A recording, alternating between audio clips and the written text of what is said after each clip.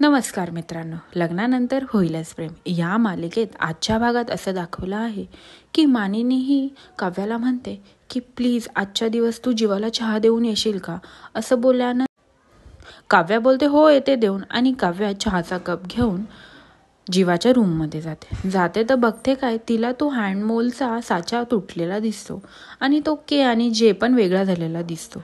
ते उचलते आणि पाहते. तिला असं एवढं काय बॅड फील होत नाही, कारण की तिने ऑलरेडी सगळे संबंध जीवापासून तोडलेले असतात.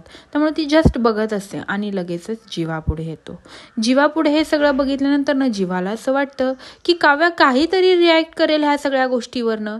तर तेव्हा काव्या म्हणते की मला काही नवल वाटलं नाही की हे तुटलं आहे, ते जे चांगलंच झालं उलट तुटलं ते, असं बोलल्यानंतर ना जीवा एकदमच शॉक होतो.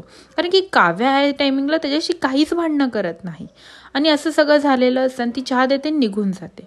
आणि नंतर ना आता तिथे मिथुन काका रूममध्ये आलेला असतो आणि तेव्हा जीवा त्याला बोलत असतो की मिथुन काका, जेवढं प्रेम माझ्यावर काव्याने नाही ना केलं त्याच्यात 10 पट जास्त प्रेम ही नंदिनी माझ्यावर करते, पण आज ती माझ्याशी बोलत नाहीये, नाराज झालीये. ते काव्याचा आणि माझा काल तिच्या हातनं चुकून मोल फुटला, त्यावेळेला मी तिच्यावर खूप बोललो, त्यामुळे ती खूप चिडली आहे, असं बोलल्यानंतर ना तेव्हा मिथुन काका म्हणतो की तू तिची समजूत काढ.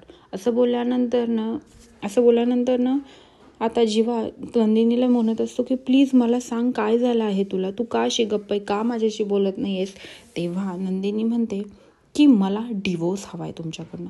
असं बोलल्यानंतर ना एकदम शॉक होऊन जातो जीवा. आता त्याला कळतच नाही की नंदिनी अशी का बोलतीये.